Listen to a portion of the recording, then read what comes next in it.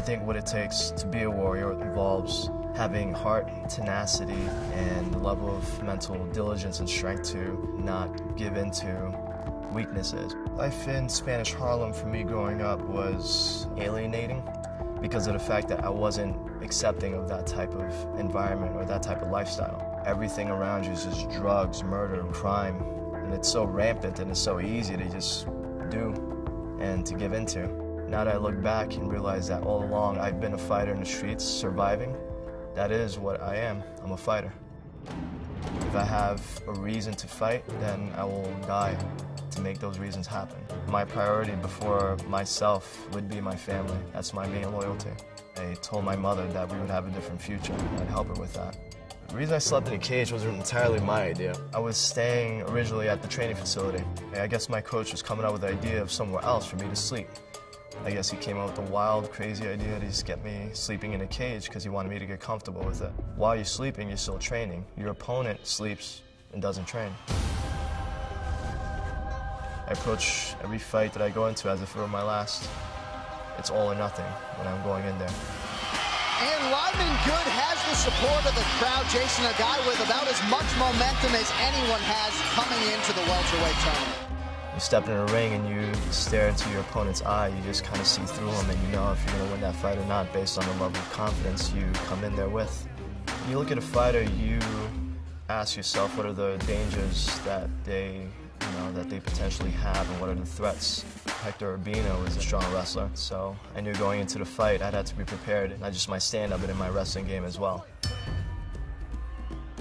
The first thing he would probably go for was for a takedown and try to get me into the floor where he'd feel the most comfortable. And I knew every attempt that he would have at trying to take me down, I would try to stuff it and just keep it standing and frustrate him. Once you take a fighter out of his element, then you start to take away at what makes a fighter who he really is, and that's his heart.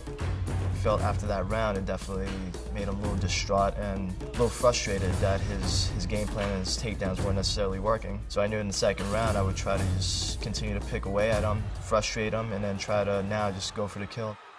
His corner was telling him that he was losing the fight, so he'd have to go out there and be more aggressive. So I just waited out and just let him throw haymakers and throw crazy and everything, and just waited it out until I had my opportunity. He gave his back, and just immediately I knew that that was my opening. I felt that he was panicking. I figured that would just be the perfect time to just overpower him, so I just wrenched on a choke, squeezed as hard as I could until the ref stopped it. Oh, he's out! He's out! And that will do it! It felt great right away. There's the immediate sense of validation because you know that this is your first step to winning the tournament. So right away you get that urgent sense of wanting to celebrate and be excited and happy, but you have to understand that going into this, you prepared for a battle in the midst of a war. When I was fighting against Ortiz, I knew that his strategy is more tactical. So going into the fight, I knew it would just be a little bit of a stand-up until I'd find an opportunity to just try to take him down and just work on just, beating him on the floor. I always find that if you're patient in a fight, you kind of feel the other fighter out. You'll find the opportunity and you kind of file it away and you wait for the opportunity to come again. I saw an opportunity to just come in, put him up against the fence, and that was just my chance while I already crowded him and took away his reach advantage to just stay in there and just do as much damage as I could. Oh, nice head kick. And that rocked Jorge Ortiz, and he's backing up, and Lyman Good senses blood. I knew he would be that type of fighter. You gotta know how to take a punch to give a punch. Just shook it off, handled it really well, and recovered very fast. Somebody who remains composed the whole time is always a good fight. I went to my corner and I was talking over with my coach, and basically he was saying put him on a defensive standpoint where he would just get tired, knowing that when we'd stand up I'd still be fresh because that's where I feel comfortable. As soon as we stood up, I saw his hands kind of drop because he was still recovering a little bit. He just started swinging. Oh, nice uppercut by Good. Good looking to finish the fight here. And Jorge Ortiz is opened up. There goes the mouthpiece, I believe, and a huge cut there over Ortiz's left eye. I knew that there was a shot that definitely felt right. There was one that landed just clean. As soon as I took him down, I started seeing blood. You just do what you got to do to win and just have an on and off switch, and you're on, And that'll do it. Lyman Good is on to the tournament final, June 12th in Uncasville, Connecticut. I put a lot of effort, a lot of training, a lot, that I sacrificed to make it to the end. Sleeping in a cage for 3 months and doing all these things to prepare, and I felt that it was paying off. Still to come in the program, we will take you back to last year and show you how Lyman Good captured the 170-pound Bellator world title. Jimmy, Lyman Good really does have an amazing story both in and out of mixed martial arts, and he's now in the position where he has to sit back and wait to see which fighter will emerge of the 8 who are competing for the right to face him for that 170-pound title. One of those fighters, Steve Carlwell, he's had his own share of adversity. That's right, Sean. Not long after Carl began his professional career, he was involved in a horrific car accident that shattered his right leg.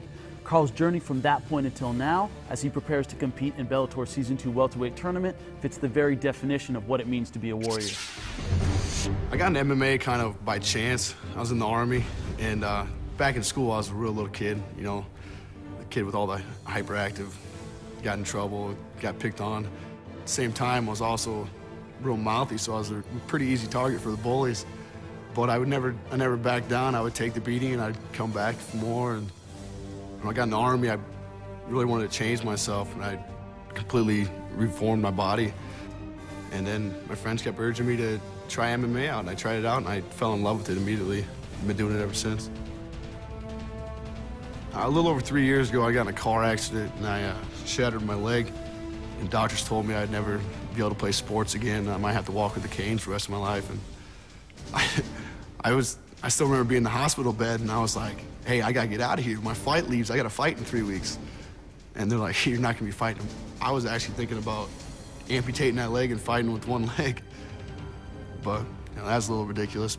My first couple fights, I went in and got x-rays done, and the leg was still broken in several places.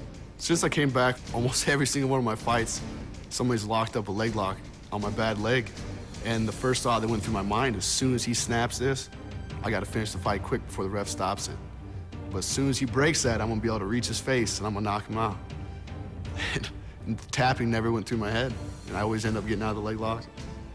In the Army, I had a whole company of guys behind me that, they got your back, you got their back, you don't wanna let them down. MMA is the same way. You got a whole team that helps you train for this day and night. You got all them behind you, and I don't want to let any of them down when I'm in that cage.